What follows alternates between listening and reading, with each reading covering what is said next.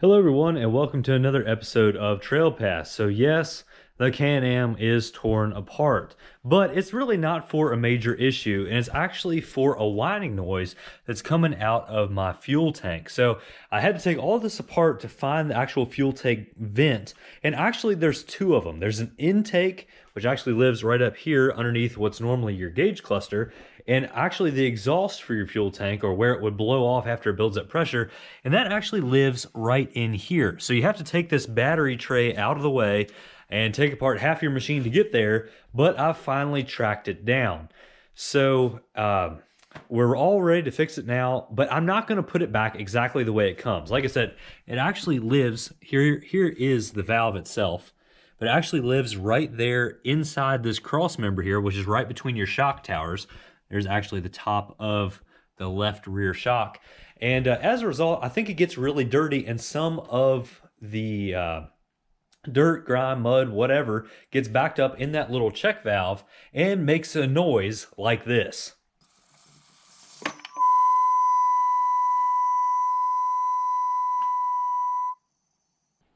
So that is pretty annoying, but it only happens once the vehicle has gotten warm, started to build up pressure in the fuel tank, and it's not really an issue. And actually, I have several friends and people that I go riding with that have several thousand miles on their machines, and it's been whining the whole time. But I really like Can-Am, don't really like the whining, and I think this should be a pretty simple fix. So what I'm going to do is reroute that exhaust or the blow-off pipe for the fuel tank once it starts building up pressure. I'm going to reroute that up to the front of the machine and into a drier place. So not really a complicated modification, but that is my plan. I did get some 1/4-inch fuel line to do this, and I'll kind of show you what I'm doing and see if it works.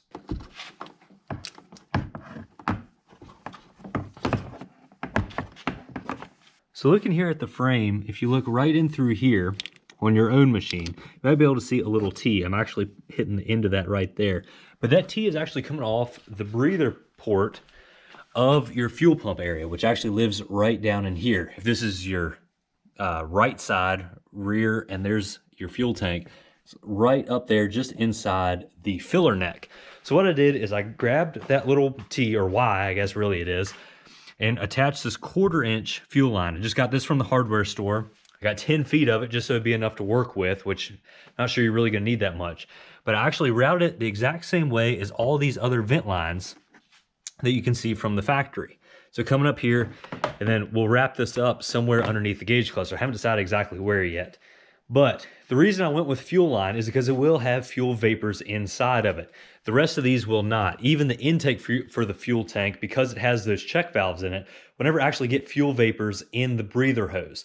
Only the exhaust side would, or the blow-off side, whichever way you want to look at it. So did go with fuel line. This should hold up a little bit better, but we will route all that to a higher location and a cleaner location, and then we can assemble it all back together. So you can see I have the battery tray back in here, the battery's hooked up, have the side panel back on it, and everything is buttoned back up. And here's where I ended up running that vent tube. So you can see the fuel line sticking out here just beside your coolant reservoir. And I went ahead and stuck the one-way valve back in it. Now, this is the original one. I did clean it with some hot water and soap, just let it soak overnight. I will put the part number in here because I actually have another one on order. But just testing it out here a little bit, I was blowing back in the vent line like I was doing before to make that noise, and it doesn't seem to do it. It has a really, really faint noise, almost like a dog whistle, like very high pitch, but it's not doing that harmonica sound like it was a minute ago. So I still have plenty of extra here, but I'm going to run it right through here. So right between the intake tube here and the handlebar stalk that goes down through. This should be a nice dry spot, and even if it does get dirty and messy again, it'll be a lot easier to get to. Like you can see, all I did was pull the gauge cluster pod off, and all of that will be super easy to get to. I'll just zip tie it out of the way there so it doesn't bounce around, but this will be a whole lot easier than going all the way back to the rear of the machine and taking all of that apart.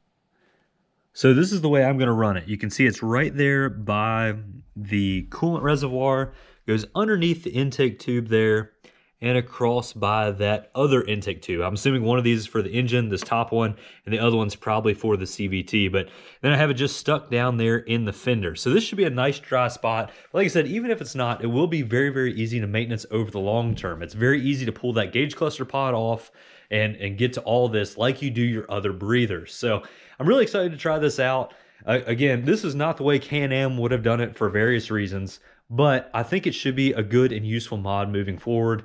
I've seen all kinds of other ways that people have done this as well. I've seen some people actually tap into the airbox and put a fitting on there so any of the fumes actually get shot into the airbox. I didn't do that just because I didn't want to drill through my airbox. I guess you could also just stick this hose right in the intake tube if you really wanted to.